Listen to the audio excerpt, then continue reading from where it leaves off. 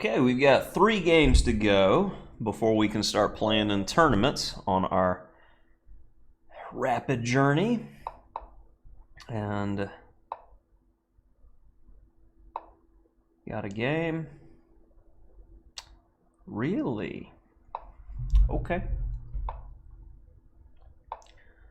I'll just play H3. I don't know if that's going to be useful for you or not. We'll find out. And I feel that a classical King's Indian structure is going to work well here. So I'm going to go E4. And just put the pieces on reasonable squares.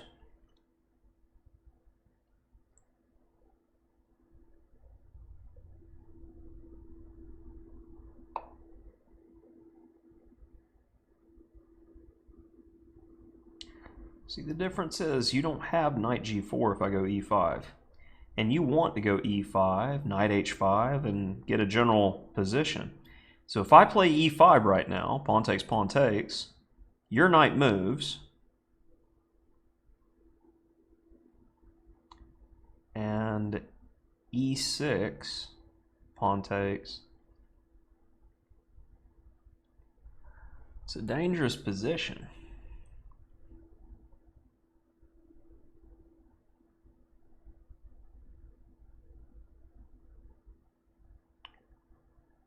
That I really want to play. So I think I'm going to go for this. He does get a pawn, but his play is going to be all weird afterwards. And it's hard to defend this guy, so it's better to jettison the pawn. And then, that's all I wanted. Okay, I've stabbed you. Now, let's see what we can do.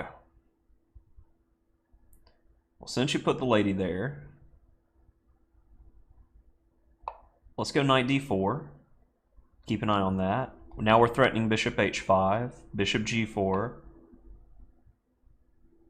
Okay, and this looks like that's going to be a game-ending mistake.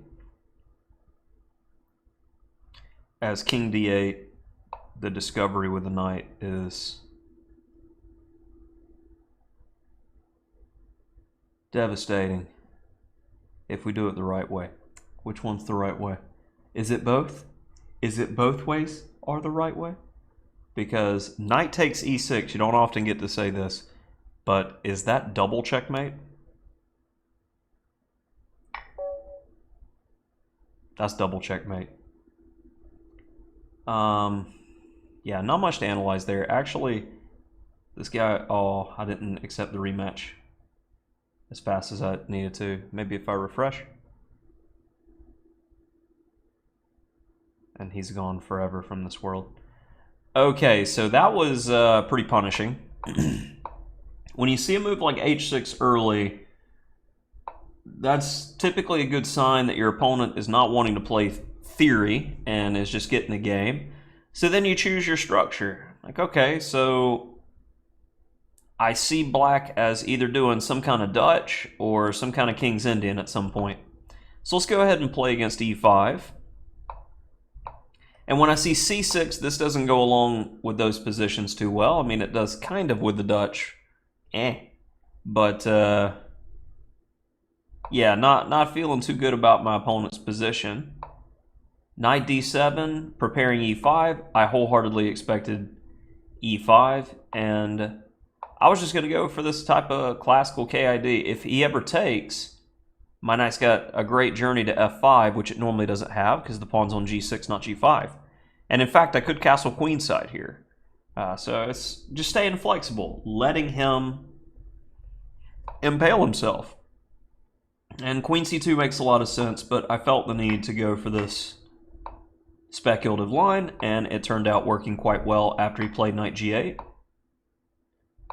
And knight GF6 would have controlled key squares. Knight D4, looking to hit the pawn, and the best move is to actually give up the strong bishop. You know something's definitely gone wrong in your position if that's the best you got. And I'd probably throw in bishop H5 here, you can't take as the rook, and then we bring the bishop back somewhere. I'd probably go F3, but Engine's saying bishop D1 to reroute.